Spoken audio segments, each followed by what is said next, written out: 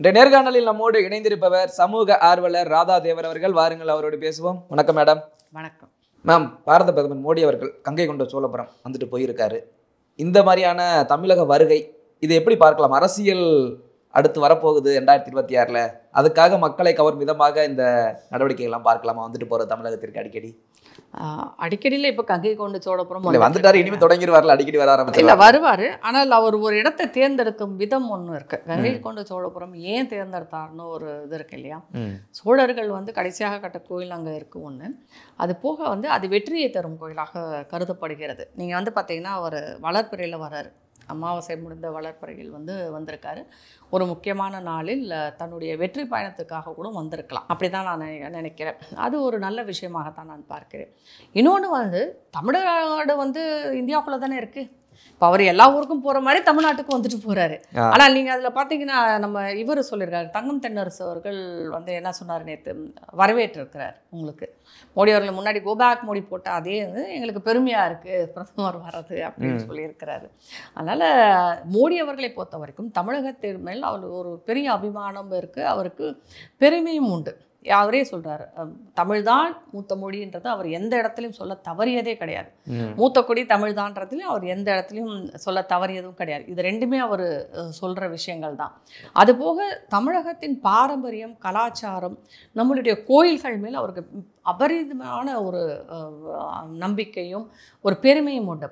ரொம்ப நாளைக்கு முன்னாடி மகாபலிபுரம் வந்திருந்தார். அவரும் சீனா பிரீமியரும் வந்திருந்தாங்க. இந்த மாதிரி ஒரு விஷயம் நடந்தது. அங்கே மகாபலிபுரத்தில் தான் அது நடந்தது, அந்த சந்திப்பே. ஏன் நடந்தது? அப்பயும் அவர் அது மேலே இருந்த அந்த ஆசையிலையும் தமிழகத்தின் மேல் உள்ள அந்த பெருமையும் தான் அவரை அங்கே கொண்டு வந்தது. அதே தான் இன்றைக்கி. இப்போ மகாபலிபுரத்தை நம்ம எப்படி ஒரு பெருமையான தமிழகத்தின் ஒரு அடையாளமாக நம்ம பார்க்குறோமோ, அதே மாதிரி தான் கங்கை கொண்ட சோழபுரம் தமிழகத்தின் ஒரு பெருமை மிக அடையாளமாகத்தான் நம்ம பார்க்க முடியும். அப்படி ஒரு அடையாளத்துக்கு உலகத்துக்கு காமிக்கிறதுக்காக தான் வந்திருக்காருன்னு நான் நம்புகிறேன். ஏன்னா எப்பயுமே அவர் ஒரு இடத்த சூஸ் பண்ணும்போது ரொம்ப தெளிவாக பண்ணுவாங்க. ஏன்னா நம்ம முன்னாடி பார்க்கணும், மாலத்தீவ்ஸோட நமக்கு சண்டை இருந்தப்போ அவர் எங்கே போனார்? லட்சத்தீவுக்கு போனார். ஒரே ஒரு ஃபோட்டோ, லட்சத்தீவு பிரபலம் ஆயிடுச்சு. அதே மாதிரி தான் மகாபலிபுரம் வந்தார். மகாபலிபுரம் ரொம்ப ஃபேமஸ் ஆயிடுச்சு. இப்போ கங்கை கொண்ட சோழபுரம் தமிழர்களே அதிகமாக போகிற இடம் கிடையாது. நிறைய பேருக்கு அதோட பெருமை, அருமை பெருமையை நிறைய பேர் கங்கை கொண்ட சோழபுரம் எல்லாம் தஞ்சாவூர் தான் நினைப்போறது. இங்கே இது அரியலூர் மாவட்டத்தில் இருக்கு அப்படின்றது யாருக்கும் தெரியாது. அந்த கோயிலை பற்றியோ அதை பற்றியோ ஒரு விழிப்புணர்வோ இல்லை அதை பற்றி ஒரு பெருமிதமான எண்ணமோ தமிழர்களுக்கே கிடையாது. இப்போ அவர் போயிட்டு போனதுக்கு அப்புறம், இப்போ வந்திருக்கார் இல்லையா, வந்துட்டு இவர் போனதுக்கு அப்புறம் பாருங்க இந்த இடம் எவ்வளோ ஃபேமஸ் ஆக போகுதுன்னு எல்லா கூட்டமும் வந்துருவாங்க. அப்படிதான் அதனால அவர் தேர்ந்தெடுக்கும் இடங்கள் என்பது மிக தெளிவாகவும் அதை தேர்ந்தெடுக்கிறாரு. அந்த இடம் எதற்காக தேர்ந்தெடுக்கிறாருன்றதையும் ஆராய்ச்சி செய்து தான் அவங்க பண்றாங்க. எதையுமே தாந்தோற்றித்தனமோ ஒரு சும்மா ஒரு போற போக்கில் பண்ற விஷயமோ கிடையாது. ரொம்ப தெளிவாக யோசிச்சு தான் அந்த முடிவு பண்ணியிருக்காங்க. இன்றைக்கு என்னன்னா எல்லாரும் கங்கை கொண்ட சோழபுரத்தை பற்றி பேசிட்டு இருக்கோம். அதை பற்றிய விஷயங்களை தெரிஞ்சுக்கிறாங்க. மக்கள் எதுக்கு வந்தார், இது அரசியலுக்காக வந்தார் என்பதை விட எனக்கு தெரிஞ்ச ஒரு ஆன்மீகத்துக்காகவும் நம்மளுடைய பாரம்பரியத்தை உலகத்துக்கு பறைசாற்றுவதற்காகமான ஒரு இடமாக அவர் தேர்ந்தெடுத்தார் என்பது தான் என்னுடைய கருத்து. அரசியல் என்பது அடுத்து. அரசியலுக்கு அவர் கங்கை கொண்ட சோழபுரத்துக்கு அப்புறம் வெளில போயிட்டு அவர் இதில் மீட்டிங் போடுறாங்க, பெரிய ஒரு இதில் கலந்துக்கிட்டாரு, அவர் ரோட் ஷோ போகிறாரு, அந்த ரோட் ஷோவில் பார்ப்பாங்க, அதெல்லாம் அரசியல். ஆனால் இது அரசியல் மாதிரி எனக்கு தெரியலை. இது கண்டிப்பாக நம் தேசத்தின் பெருமை, தமிழகத்தின் பெருமையை உலகத்துக்கு எடுத்து காட்டும் ஒரு செயலாகத்தான் நான் பார்க்கிறேன். இல்லை, ஆன்மீக பூமியா தமிழகத்தை இது நாள் வரைக்கும் இருக்குது. மக்களுக்கு பெரிய அளவில் தெரியல. தமிழக மக்களுக்கு தமிழகத்தின் ஆன்மீக ஒரு புரிதல் பற்றி இல்லாமல் இருக்காங்கன்றது பிரதமர் மோடி காட்டுறாரு. ஏன்னா நீங்கள் சொன்ன மாமல்லபுரமும் அப்படி தான் போயிட்டு வந்தார். ஒரு முறை கன்னியாகுமரி போய் அப்படி தான் இருந்து தியானம்லாம் முடிச்சுட்டு வர்றாரு. இப்போ கங்கை கொண்ட சோழபுரம் இப்படியான நகர்வுகள் இது ஏதோ ஒரு சுற்றி அரசியலை தானே மையமாக வைக்குது. அரசியல் என்பது வேறு. இப்போ நம்ம ரோட் ஷோ, நான் அதை தான் திருப்பி சொல்கிறேன். இப்போ நம்ம அவர் போன இடங்கள்லாம் நிறைய அரசியலும் பண்ணியிருக்கிறார். இல்லைன்னா சொல்ல, மதுரைக்கு வந்திருக்காரு, மற்ற ஊர்கள்லாம் நிறையா இடங்களில் கூட்டம் போட்டிருக்காங்க, அதில் பேசியிருக்கிறாரு, மற்ற இடங்களுக்கெல்லாம் போயிருக்கிறாரு. ஆனால் அவர் சில இடங்கள் நீங்கள் சொன்ன மாதிரி கன்னியாகுமரியாக இருக்கட்டும், ஏற்கனவே மகாபலிபுரம் பொறுத்தவரை நிறைய பேருக்கு தெரியும். ஆனால் அது உலக அளவில் பிரபலமாகுது. பெரிய அளவில் எல்லாருக்கும் தாஜ்மஹால்லாம் தெரியும். தாஜ்மஹாலுக்கெல்லாம் போக மாட்டார். எனக்கே தெரியும். அவர் சில நிறைய காரணங்கள் இருக்குது. ஆனால் இந்த மாதிரி நம்மளுடைய பாரம்பரிய அடையாளங்கள் என்று உண்டு. இப்போ தமிழகம் ஆன்மீக பூமி தான், ஏகப்பட்ட கோயில்கள் இருக்குது. உங்களுக்கு வந்து மீனாட்சி அம்மன் கோயிலேருந்து, சிதம்பரம் கோயிலேருந்து, திருச்செந்தூர், திருப்பரங்குன்றம், மாவட்டத்திற்கு 10 ஆன்மீக தலங்கள் பிரபலமான. ஆனால் அங்கெல்லாம் அவர் போல கங்கை கொண்ட சோழபுரம் போயிருக்கார். ஏன் போகணும்? கங்கை கொண்ட சோழபுரமும் கோயில் இருக்கு. ஆனால் அதன் கட்டடக்கலை, அதன் பாரம்பரியம், சோழர்கள் கட்டிய அந்த கோயிலின் தாத்பரியம், இதெல்லாம் மக்களுக்கு கொண்டு சேர்க்கணுன்றதுக்காகத்தான் அவர் போறார். அவர் வராருன்னொடனே அதுக்கு ஒரு பேச்சு பொருளாக மாறிடுது இல்லையா? அது எவ்வளோ பெரிய விஷயமா நான் பார்க்குறேன். எனக்கு என்ன வருத்தம் இதுலன்னா, தமிழகத்திலும் தலைவர்கள் இருக்கிறாங்க, இல்லாமல்லாம் இல்லை.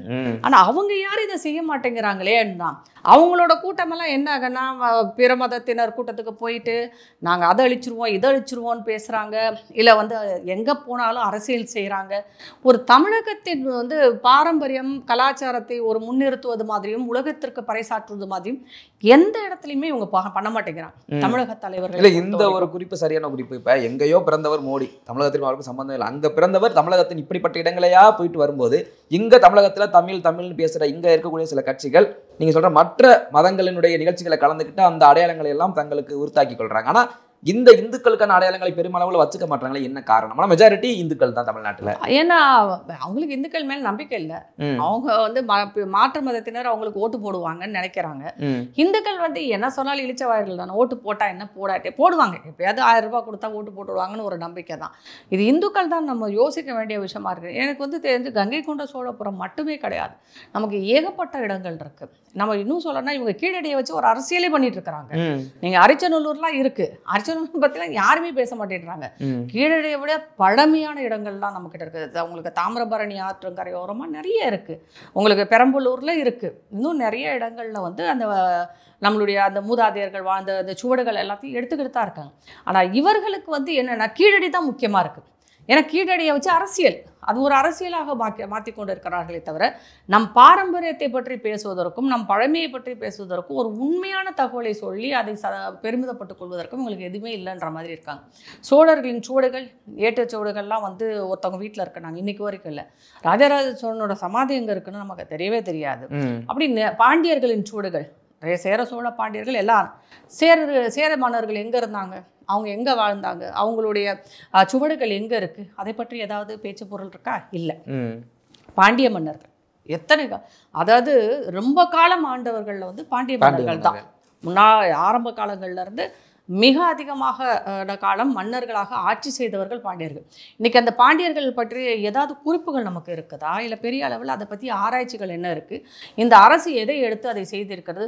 ஒரு ஈவேரா ராமசாமியை பற்றி பண்ணுற ஆராய்ச்சியில் ஒரு பாதி அளவு, ஒரு கால்வாசி கூட வந்து பாண்டியர்களை பற்றி ஆராய்ச்சியில் ஈடுபடவே இல்லை. அதே தான் சோழர்களுக்கும் நிலைமை. சோழர்கள் வந்து உலக அளவில் போய் வந்து நாடுகளை வென்று தங்கள் ராஜ்யத்தை நிலைநாட்டிய அந்த சோழர்களை பற்றிய குறிப்புகள் எதுவுமே இல்லை. அவங்க ரகுவம்சத்தில் பிறந்தவங்க, ராமர் வழி வந்தவர்கள்ன்றதை கூட இவங்க சொல்ல மாட்டாங்க. ஏன்னா இவங்களுக்கு ராமர் எதிரியாச்சு, அதை பற்றி பேச மாட்டாங்க. அப்புறம் ராமநாதபுரம்லாம் போனீங்கன்னா அங்கேயும் நிறைய கோயில்கள் வந்து மிக பழமையான முதல் சைவகன் கோயில் அப்படின்னு நிறைய இருக்குங்க. தமிழகத்தை பொறுத்த வரைக்கும் ஏகப்பட்ட இடங்கள். அதில் இந்த கோயிலுக்கு வந்து மிக கங்கை கொண்ட சோழபுரம் என்பது கட்டடக்கலை என்பது மிக சிறப்பான ஒரு விஷயம். நீங்கள் தஞ்சாவூர் கோயில் எந்த அளவுக்கு நம்ம பேசுகிறோமோ அந்த அளவுக்கு இதுவும் இருக்கும். இதுவும் அந்த அளவுக்கு சிறப்பான ஒரு கோயிலாகத்தான் இருக்கும். அதை போய் பார்க்குறவங்களுக்கு தான் அதோட பிரமிப்பு தெரியும். அதை வந்து அவர் எடுத்து அங்கே வந்து உட்கார்ந்துருக்கும் போது ரொம்ப சந்தோஷமான ஒரு விஷயமாக இருக்குது.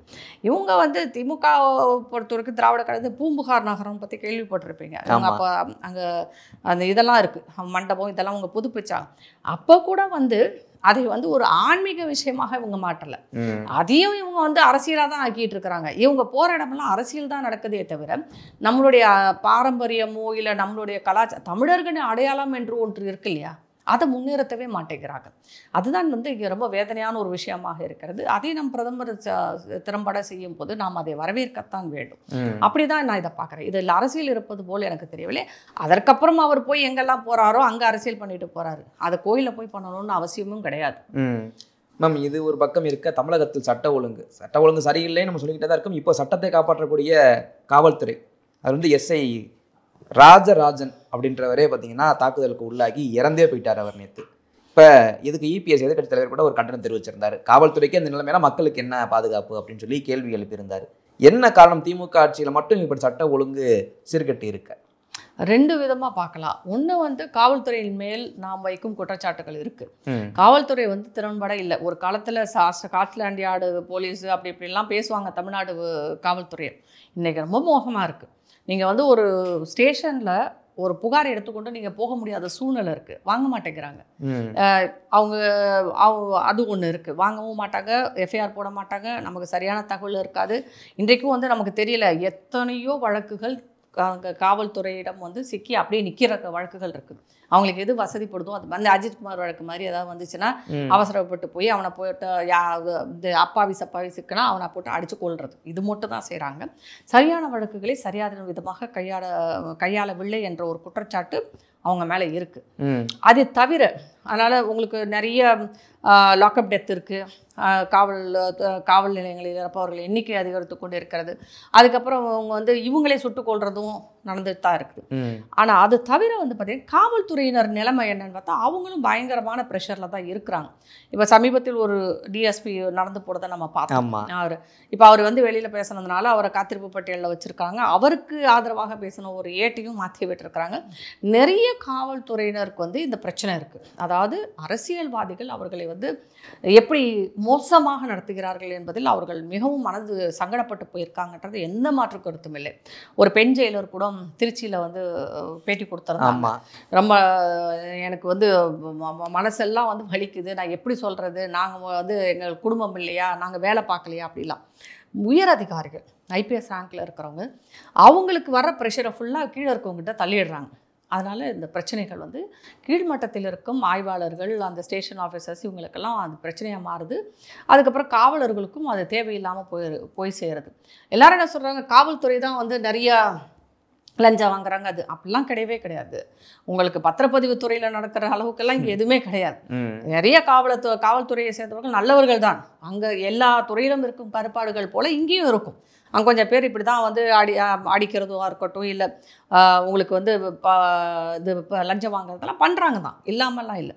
ஆனால் அப்படி லஞ்சம் வாங்குறவங்களாம் தப்பிச்சுக்கிறாங்க.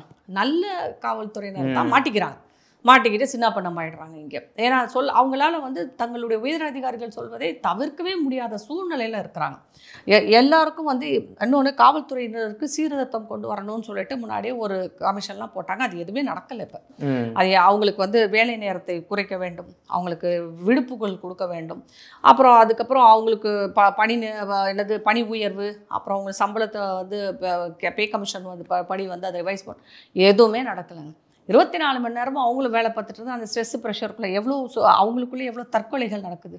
நிறைய பேர் தற்கொலை பண்ணியிருக்கிறாங்க. நம்ம அதையும் பார்க்கணும். காவல்துறை இன்றைக்கு வந்து காவல்துறையை வந்து சீர் செய்வதற்கான ஒரு முயற்சி என்பது இந்த அரசு செய்யலைன்றது நம்ம கண்கூடாக பார்க்கணும். இதற்கு முன்னாடி அந்த செல்வி ஜெயலலிதா காவல்துறையை சீர்திருத்தம் செஞ்சாங்க. அவங்க வந்து நிறையவே அவர்களுக்கான சலுகைகளை நிறையா கொடுக்க ஆரம்பித்தாங்க. இன்னும் சொன்னால் மாடர்னைஸ் பண்ணணும்னு சொல்கிறோம்.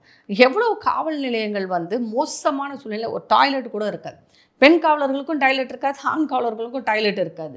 அந்த மாதிரியான இடங்கள்ல தான் காவல் நிலையங்கள் இயங்கி கொண்டு இருக்காது. நீங்கள் என்ன மாடர்னைஸ் பண்ணியிருக்கீங்க?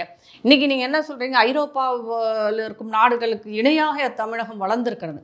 ஒரு காவல் நிலையத்தையும் ஒரு அரசு பள்ளிக்கூடத்தையும் நம்ம போய் பார்த்துட்டு வந்தால் நமக்கு தெரிஞ்சிடும் எந்த அளவுக்கு நம்ம முன்னேறி இருக்கிறோம் சொல்லிட்டு.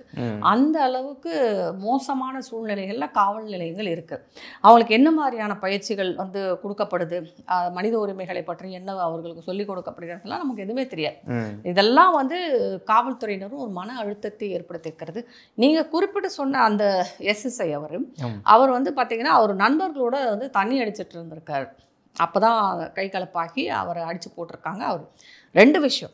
ஒன்று குடி, அதாவது நம்ம டாஸ்மாக் எந்த அளவுக்கு ஊடுருவி எப்படியெல்லாம் எல்லாரையும் சின்ன பின்னம் ஆக்குது அப்படிங்கிறது தெரியுது. இவர் சமீபத்தில் ஒரு பெண் குழந்தையை வந்து கழுத்தறுத்து கொண்டவனும் போதைக்கு அடிமையானவன் சொல்லிட்டு அவங்க மனைவி குற்றச்சாட்டே வச்சாங்க. நிறைய இடங்கள்ல இந்த போதை கலாச்சாரம் வந்து காவல்துறையில் ஆரம்பித்து சாமானிய மக்கள் வரைக்கும் சின்ன பின்னமாக்கிட்டு இருக்கு எல்லாருக்கும். இவரும் அப்படிதான். அது ஒன்று. 2வது, காவல்துறையை சேர்ந்தவர் மேலேயே எந்த பயமும் இல்லை. அவரையும் அடிச்சு கொள்ற அளவுக்கு தான் இருக்காங்க. நம்ம பார்க்கலையா, இப்போ கூட சமீபத்தில் ஒரு திமுக கவுன்சிலர் வந்து ஒரு காவல்துறையை சேர்ந்த ஆய்வாளர் எவ்வளோ கேவலமாக பேசினாருன்னு நம்ம பார்த்தோம். பெண் ஆய்வாளர் ஒருத்தர் தள்ளி விட்டதா பார்த்தோம்.